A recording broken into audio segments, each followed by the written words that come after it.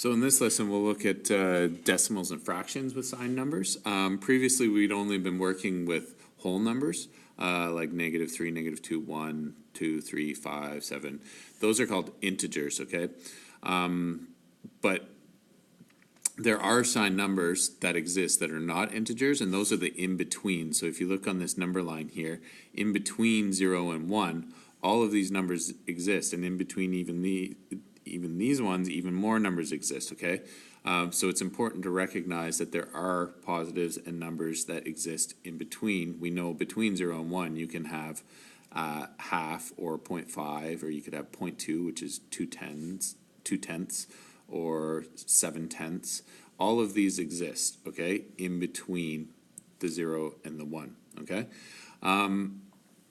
So the question will be like, how do we order signed numbers like these, positives and negatives with fractions and decimals? How do we number them and order them in terms of size? Okay, and that's what we'll be looking at. So again, if we zoom in on another region of the number line, on the negative side, in between 0 and -1, you're going to have, so there's 0 and there's -1, you'll have all these other ones, numbers, decimals or fractions. So you'd have -0.3 or -3/10, or you could have -0.8 or -8/10. So they exist in between here, okay? And it's the same way, it counts left. So as we're moving left, then the numbers, the magnitude increases. Remember, magnitude is the distance from 0. But as you'll see, you have to remember on a number line that larger numbers are to the right and smaller numbers are to the left. Okay, and we'll see that in our examples coming up. So let's look at some of those examples. So in the first one we have, what we want to do is identify the larger number. So a number line is a good way to do that, because all you got to remember again is larger over to the right, smaller to the left. Okay, so if we look at the two numbers we have, -2.7 and 1.2. Okay, so let's put -2.7 on there. -2.7 is going to be, so there's -2, and -2.7 is more than -2, or it's almost to -3, so it's going to go roughly around there. So if we put -2.7 on there, and then if we put 1.2, well, 1 is here, 1.2 is slightly more, so that's going to go about there. So about there, and we'll put 1.2. Now, if we look, 1.2 is further to the right, so it's larger. So we're going to circle 1.2 is the larger number. Okay? -3.1 and -1.6, so we just got to find it. -3 is here, so -3.1 would be about there. So that would be -3.1. And then 1.6, or -1.6, so -1 is there, -2 is there, so -1.6 would be just over a little halfway, so about there. So -1.6.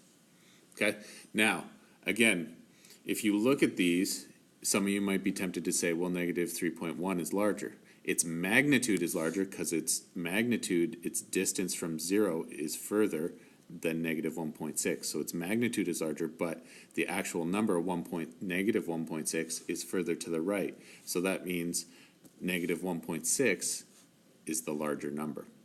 Okay? Again, we have another question where we have two negatives. Okay? So we've got -2.1, which is just past -2 right there. So we'll put that, -2.1.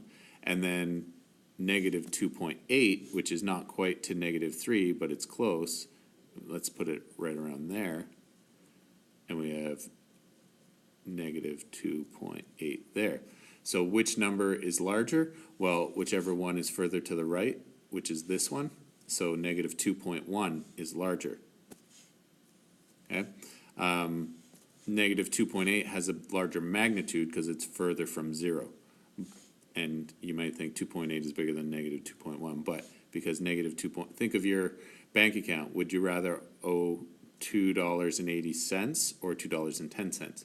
I'd rather owe $2.10 because I have less to pay back. So my financial wealth is bigger, and it's further to the right. Now looking with fractions, it's the same idea, okay? We just got to put them on the number line, and the one furthest to the right is the bigger one. So negative 1 and 7/8. So negative 1, remember when we were putting fractions on the number line? Negative 1 and 7/8 is nearly negative 2, but not quite. So it would be about here. So we would put that negative 1 and 7/8. And then for negative 1/5, that, remember, are close to 0, close to half, close to 1. Well, negative 1/5, if we thought that cake pan was cut into 5 pieces, there would only be 1 piece in there, so it's close to 0. So negative 1/5 would be somewhere in here. Negative 1/5, okay? So now looking at that, negative 1/5 is further to the right, so that's the bigger number, okay? Don't get tempted again to think, oh, that's got a whole number in front of it, so it's bigger than this one. Its magnitude is larger because it's further from 0 than negative 1/5 is, but because negative 1/5 is further to the right, it's the larger number. Okay, now we have negative 1 and 1/12 and negative 7 and 1/12. So again, going back to placing fractions on the number line, they both have the same whole number, so we have to look at the fraction to see where about they go. So 1/12 is close to 0 because that's a cake pan with only 1 piece in it and the rest is empty. So it's going to be negative 1 and a tiny bit, so that's negative 1 and 1/12. And then negative 1 and 7/12, well, half of 12 is 6, so that's slightly halfway point. So that would be, the halfway point would be negative 1.5 would be there. So it's a little bit further, it's a little bit over to maybe about there. And we put it there and we say negative 1 and 7/12. Okay? Now you look, the red point, negative 1 and 1/12, is further to the right. So that is actually the bigger number. Okay? Again, this is further to the left, and the 7, some people might look and see the 7 and say, oh, this is bigger, but it's further to the left, so it's actually smaller. Okay, last one. Negative 3 and 6/7 and negative 3 and 1/10. So again, they have the same whole number, and now we have to look at the fractions. So negative 3 and 6/7, so negative 3, and then the 6/7 indicates that if you had a cake pan, 6 out of the 7 are there, so it's nearly full. So it's nearly 4 full cakes. So that's negative 3 and 6/7 would probably be around here somewhere.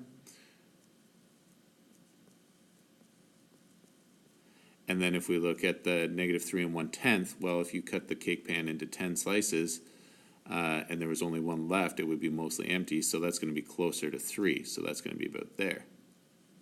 So that's negative 3 and 1/10. Okay, so which one is larger? Well, this one is further to the right, so this one is the larger number.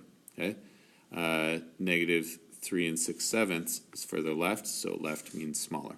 Okay, if you have any questions about this, see your instructor.